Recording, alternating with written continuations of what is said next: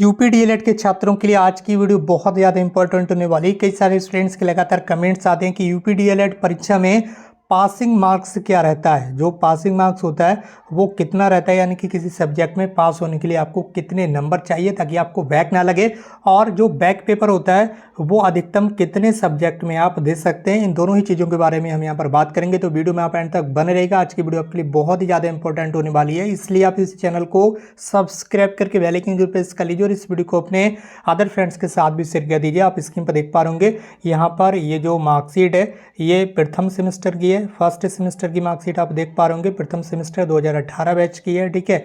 और आप नीचे की साइड में आ जाएंगे यूपी डीएलएड फर्स्ट सेमेस्टर, ठीक है। आपका ये पूरा मार्कशीट आपके सामने स्क्रीन पर है। फर्स्ट पेपर आपका बाल विकास का होता है, दूसरा शिक्षण अधिगम सिद्धांत, तीसरा विज्ञान, तो उसके बाद मैथ, सोशल स्टडीज़, हिंदी, इसके यहाँ पर संस्कृत या फिर उर्दू जो भी आप सब्जेक्ट लिए होंगे, उसके बाद कंप्यूटर शिक्षा, ठीक है। उसके बाद होता है आपका शारीरिक शिक्षा, स्वास्थ्य एवं कला संगीत, उसके बाद आपकी इंटर्नशिप हो जाती है 100 नंबर की। अब इसमें अगर हम यहाँ पर बात करें पासिंग मार्क्स के बारे में, तो पासिंग मार्क्स आपका क्या रहता है। सबसे पहले आपकी लिखित परीक्षाएं होती हैं, ठीक है, जिसमें आपको यहाँ पर एग्ज़ाम में लिखना पड़ता है। उसके बाद आपका होता है यहाँ पर आंतरिक परीक्षा। आंतरिक परीक्षा में क्या होता है, ये आपके जो इंटरनल मार्क्स हैं जो कि कॉलेज के थ्रू आपको मिलते हैं, मान सकते हैं आप इसे बोल सकते हैं प्रैक्टिकल, ठीक है। जो कॉलेज में प्रैक्टिकल होते हैं ये आपके आंतरिक परीक्षा होती है। और जो रिटन एग्जाम जो अभी आपके हो रहे हैं, जिसके फर्स्ट सेमेस्टर के अभी आपने एग्जाम दिए हैं, ठीक है, 8 से 10 तारीख तक जो आपने एग्जाम दिए हैं वो आपकी लिखित परीक्षा में आएंगे, ठीक। तो ये सारी चीज़ें आप समझ लीजिए। तो लिखित परीक्षा आपकी क्या होती है, जो पीएनपी के द्वारा एग्जाम कंडक्ट कराए जाते हैं, एग्जाम सेंटर पर जाकर जो आप परीक्षा देते हैं वो आपकी लिखित परीक्षा होती है। तो लिखित परीक्षा में आपको 50% अंक लाना कंपलसरी रहता है। ये प्रतिशत है यानी कि परसेंटेज है।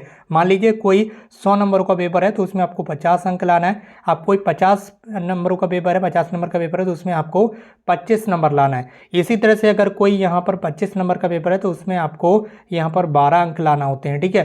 तो इस तरह से ये 50% का जो फॉर्मूला है वो रहता है, यानी कि पासिंग मार्क्स जो होता है वो 50% रहता है लिखित परीक्षा में। जैसे कि ये फर्स्ट पेपर आपका 50 नंबर का होता है, रिटन एग्जाम देख लीजिए 50 नंबर का होता है फर्स्ट पेपर। इसमें उत्तीर्णांक यहाँ पर देख लीजिए, उत्तीर्णांक मतलब पास होने के जो लिए जो मार्क्स चाहिए वो 25 चाहिए। 50 नंबर वाले पेपर में पास होने के लिए 25 नंबर चाहिए। इसी तरह से दूसरा पेपर आपका 50 नंबर का रहता है जो कि एग्जाम होता है एग्जाम सेंटर पर, तो इसमें भी पास होने के लिए आपको 25 नंबर चाहिए। उसके बाद विज्ञान, मैथ, ये दोनों पेपर आपके 25-25 नंबरों के होते हैं, तो इसमें पास होने के लिए आपको 12-12 नंबर चाहिए रहते हैं जो आप एग्ज़ाम अभी।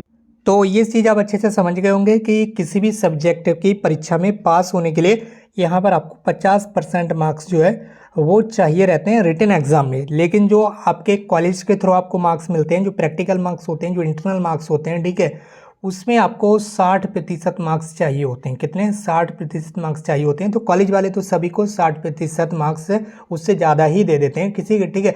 ज़्यादातर 90 या 95% के आसपास ही आपको जो मार्क्स है वो मिल जाते हैं कॉलेज में प्रैक्टिकल में, ठीक है। प्रैक्टिकल को ही आपका इंटरनल एग्जाम बोलते हैं। तो ये आपका 50 नंबर का ये भी होता है, इसमें आपको 30 नंबर चाहिए होते हैं, यानी कि 60% मार्क्स चाहिए होते हैं। 50 का आप 60% निकालेंगे तो ये 30 नंबर हो जाएगा। इसके बाद जो 25 नंबर वाला पेपर होता है कॉलेज में, मतलब कॉलेज में पेपर नहीं होता है, प्रैक्टिकल होता है, या आप इंटरनल एग्जाम बोल सकते हैं। जो भी आपका यूटी वगैरह होता है और प्रैक्टिकल होता है, उन सब चीज़ों को मिलाकर आपका 25 नंबर का हो जाता है। तो 25 नंबर में से आपको 60% चाहिए, तो 60% हो गया आपका 15, ठीक है।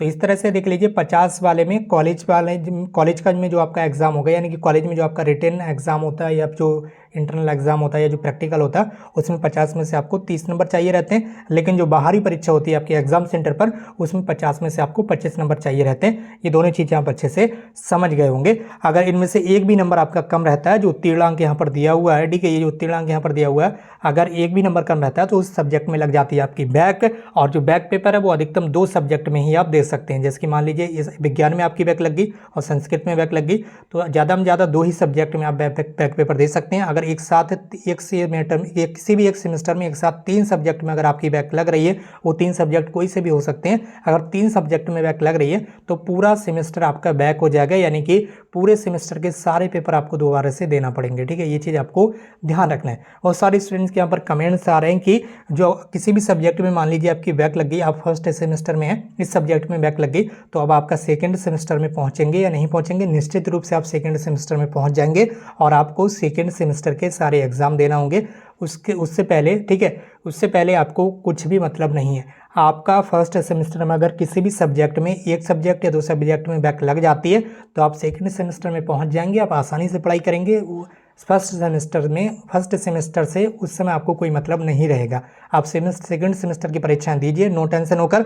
सेकंड सेमेस्टर पास करने के बाद जब आप थर्ड सेमेस्टर में पहुंचेंगे, ठीक है, जब आप थर्ड सेमेस्टर में पहुंचेंगे तब थर्ड के साथ साथ आपको फर्स्ट सेमेस्टर में जिन सब्जेक्ट में बैक लगी होगी, फर्स्ट सेमेस्टर में जिन सब्जेक्ट में बैक लगी होगी, एक या 2 पेपरों में, एक में लगी होगी तो एक, 2 पेपरों में लगी होगी तो 2, वो पेपर आपको थर्ड सेमेस्टर के साथ में ही देना पड़ेंगे। थर्ड सेमेस्टर के भी सारे पेपर देना होंगे और फर्स्ट सेमेस्टर में जिन सब्जेक्ट में आपकी बैक लगी होगी वो पेपर भी आपको देना ही पड़ेंगे। ये चीज़ आपको ध्यान रखना है। बहुत सारे स्टूडेंट्स कन्फ्यूज़न में रहते हैं। और इसके साथ ही अगर किसी स्टूडेंट्स का सेमेस्टर बैक हो जाता है तो उसका एक सेमेस्टर नहीं बल्कि पूरा एक साल जो है वो बर्बाद होता है। ये चीज़ आपको ध्यान रखना है। इसलिए आप कोशिश कीजिए किसी सब्जेक्ट में आपकी बैक ना लगे, और बैक लगे तो अधिकतम 2 सब्जेक्ट से ज़्यादा ना लग पाए। आप अच्छे से पढ़ाई कर लीजिए। बहुत सारे स्टूडेंट्स के कई सब्जेक्ट में 3-3, 4-4 सब्जेक्ट में एक साथ बैक लग जाती है अगर वो ध्यान से पढ़ाई नहीं करते हैं, ठीक है। क्योंकि डीएलएड बीटीसी में आपको जो आंसर लिखना होता है वो बिल्कुल एक्यूरेट लिखना होता है। जो चीज़ पूछी जाती है वही चीज़ बताई जाती है, ठीक है। बीएससी की तरह ये नहीं केवल कॉपी पेज भरकर वहाँ पर आ जाए, क्योंकि यहाँ पर जो आपके सवाल होते हैं, जो प्रश्न होते हैं वो 1-1 नंबर वाले होते हैं और 2-2 नंबर वाले होते हैं, बस।